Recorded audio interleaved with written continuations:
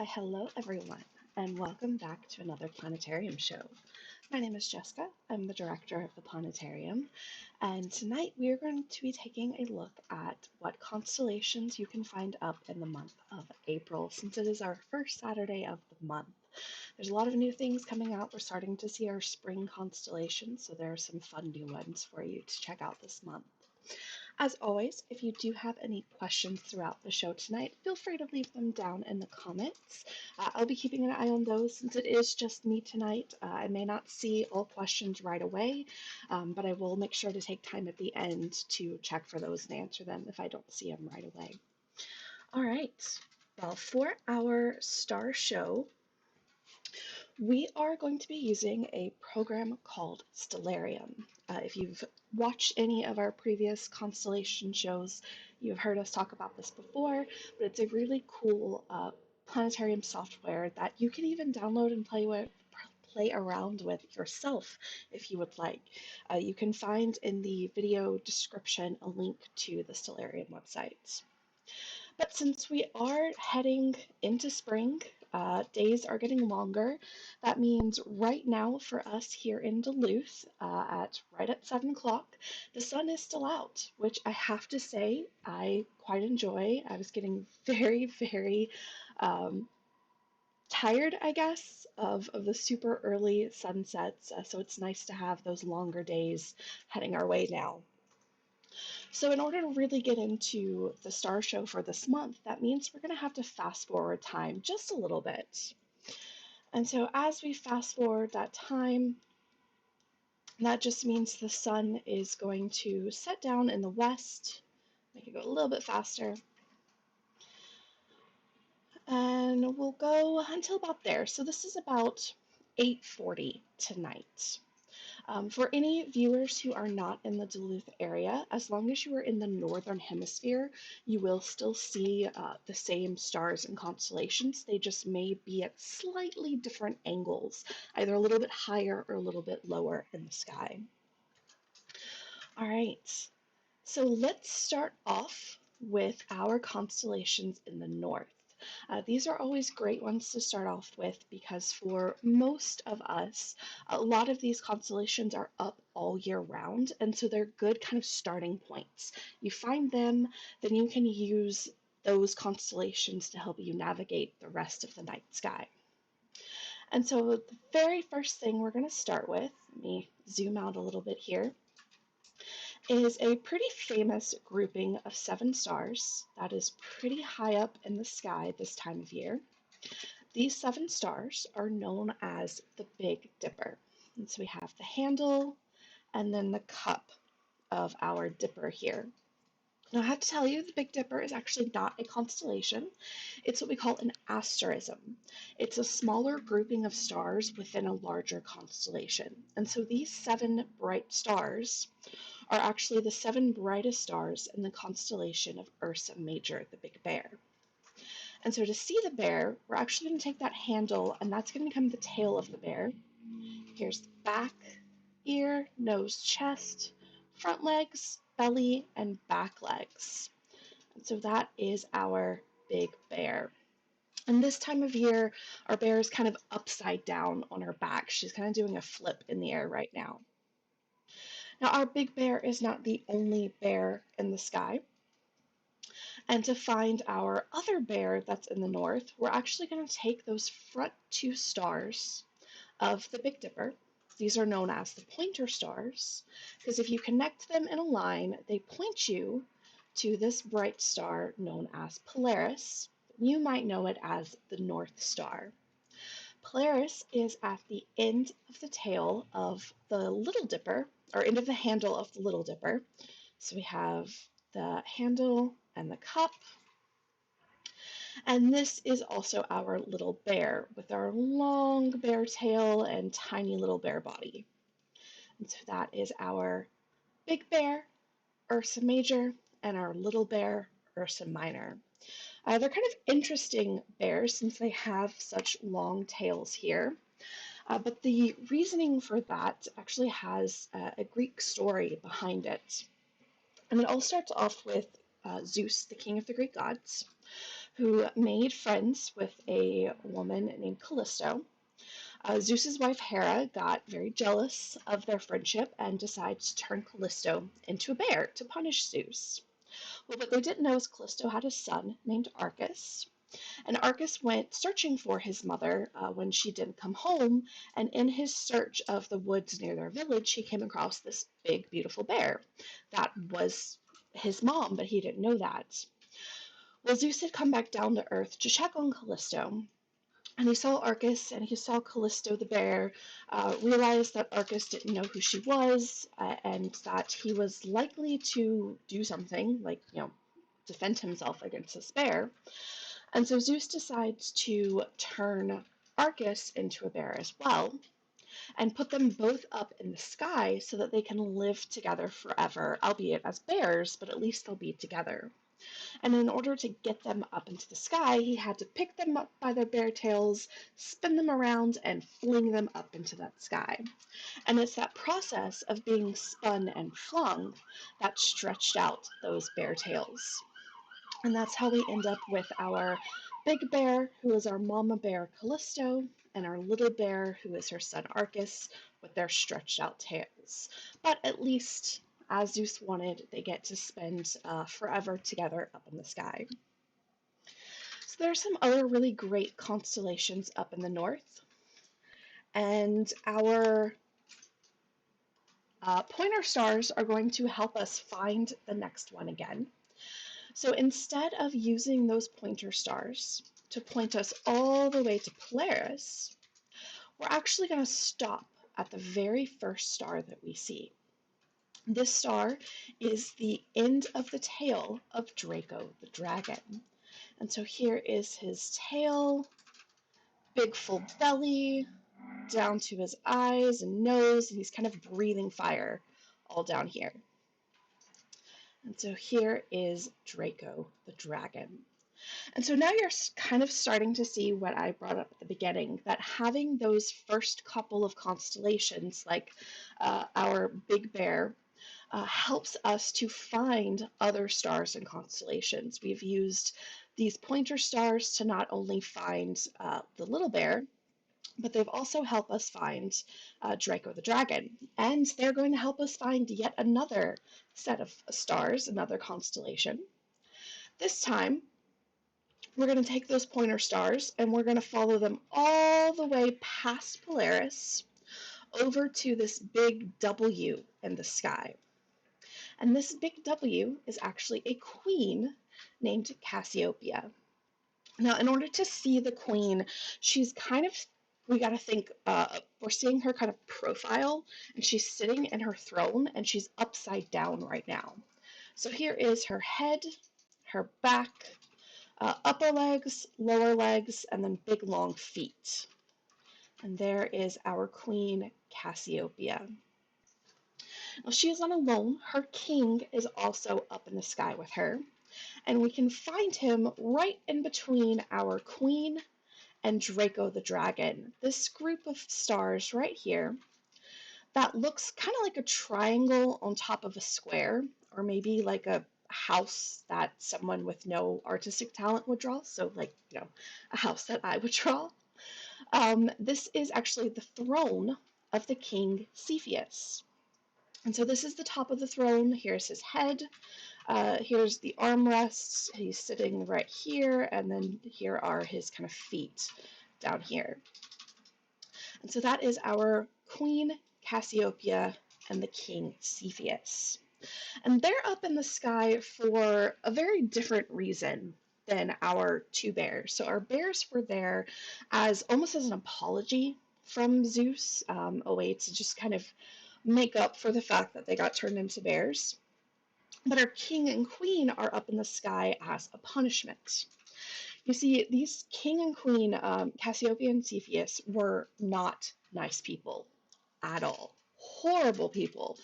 They were absolutely awful to the people they ruled over. They only thought about themselves, and they were quite vain.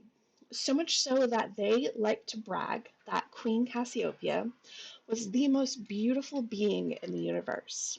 more beautiful than even the gods and goddesses. And that's just not something you say unless you want a bunch of angry gods at your door. And that's exactly what happened. And so they asked the king and queen, hey, you know what? You didn't know any better. Let's just have you say you were wrong, give an apology, we'll call it good. Well, they refused. The king and queen would not go back on it because they truly believed that she was more beautiful than the gods. And so the gods are not happy and decide to punish them by capturing the Princess Andromeda, chaining her up onto a rock in the middle of the ocean, and setting a giant sea monster after her. And as I said before, the king and queen, not nice people. So they really didn't care that their daughter was about to get eaten by a giant sea creature. Thankfully, Perseus was flying by. He saved Andromeda. They flew off and happily ever after. But that left our king and queen without being punished. And so the punishment that the gods settled on was putting them up into the sky where they had to live forever. But they positioned the king and queen so that they were never able to look at each other again.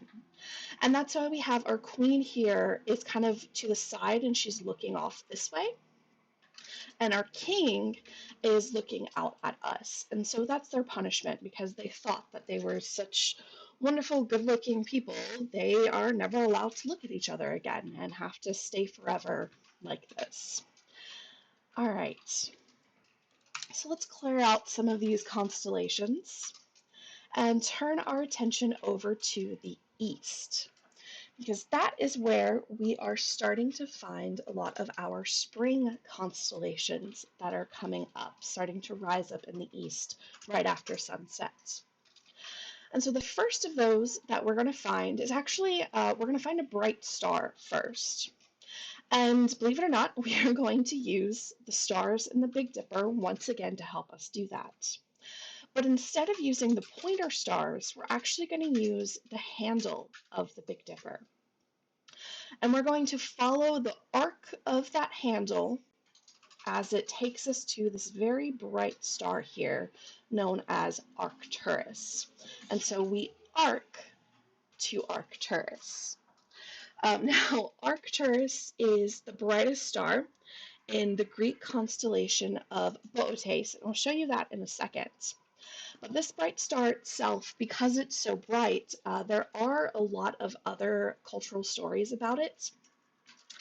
And my favorite, and I'm trying to double check that I have the correct Native American tribe that this comes from.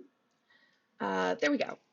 So this story comes to us from the Luni Native American tribe, who call Arcturus Coyote's eyeball.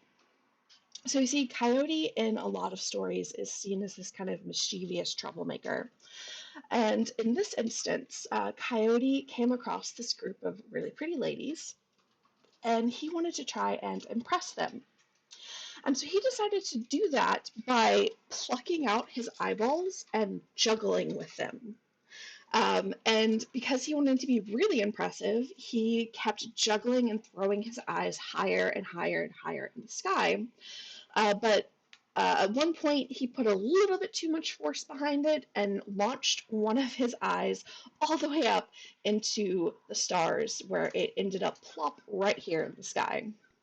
And so this is Coyote's eyeball that is now forever stuck up in the sky as a star, thanks to his kind of recklessness as he was trying to impress this group of ladies.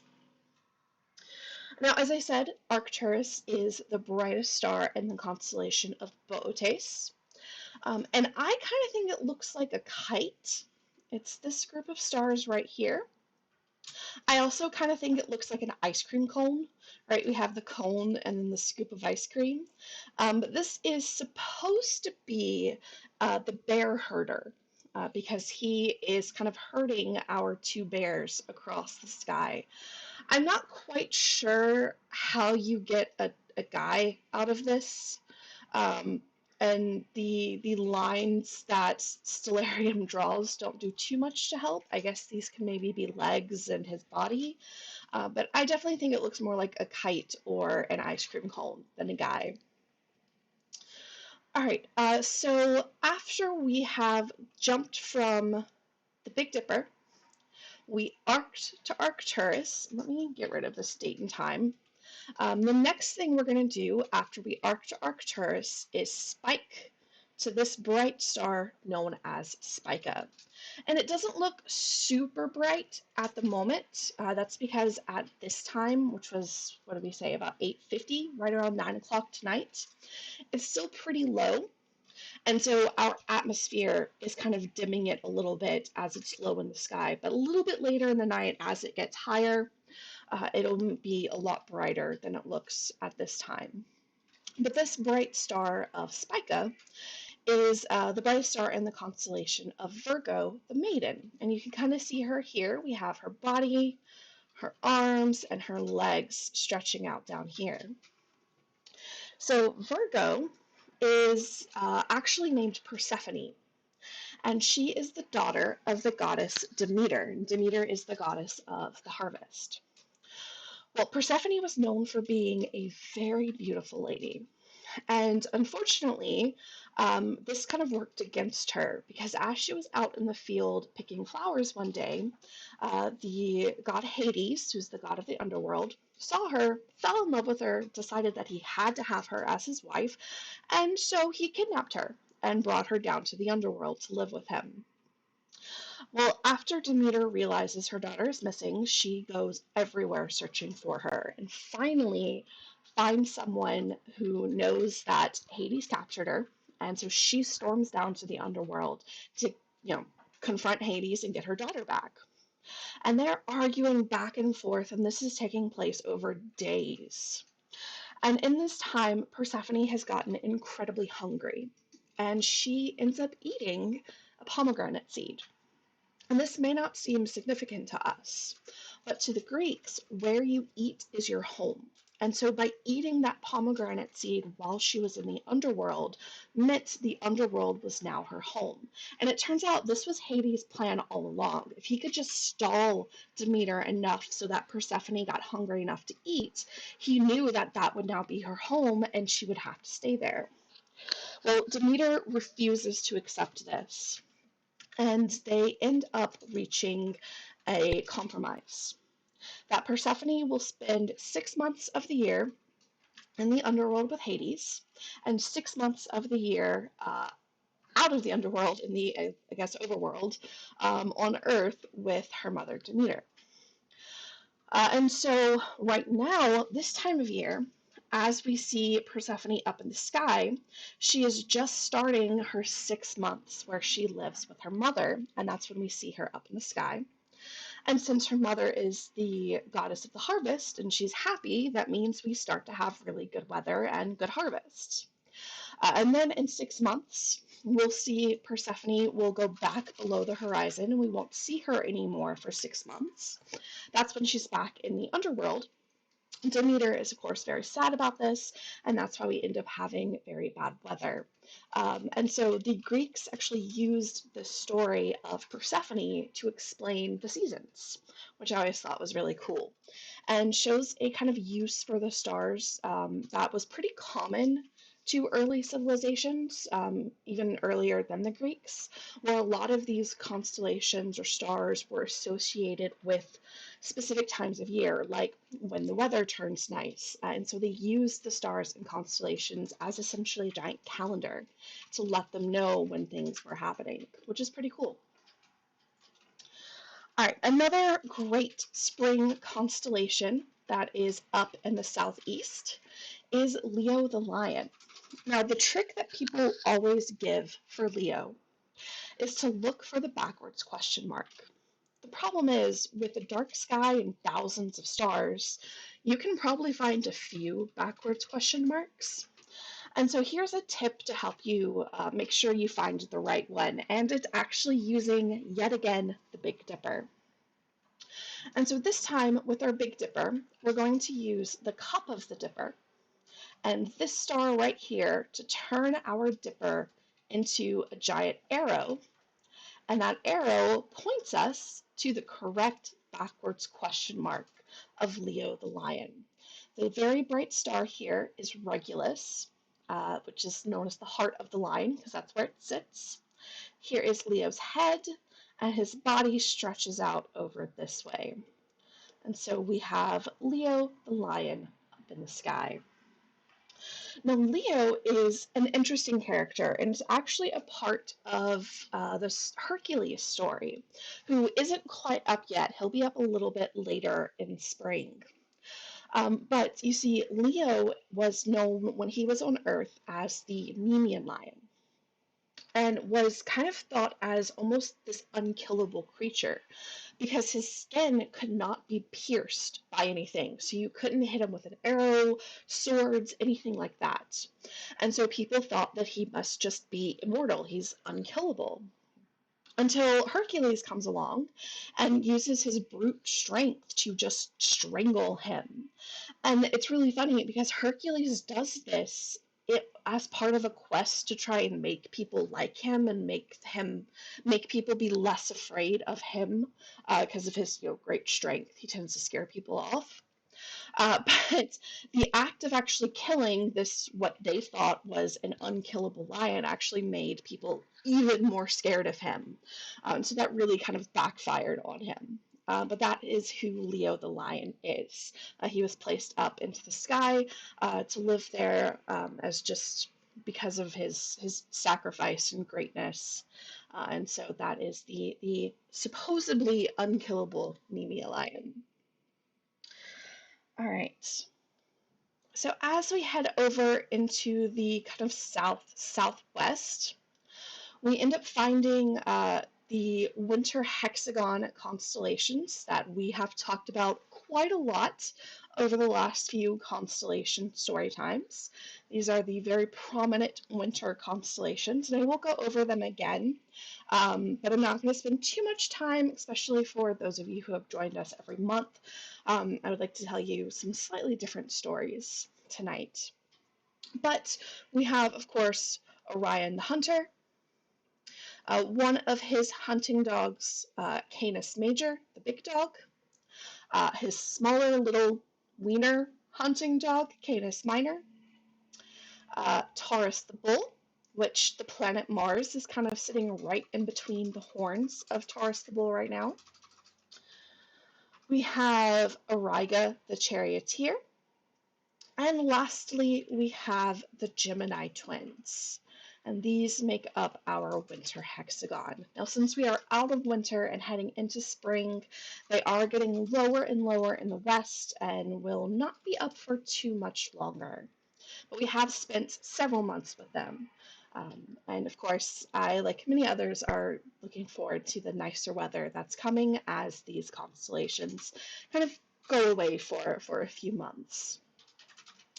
Now, you might notice that there is kind of a string of familiar constellations here, right? We have Gemini, Leo, and Virgo. And all of these constellations are known as zodiac constellations. And if you know them, you may actually realize that there's one in between Gemini and Leo that's missing.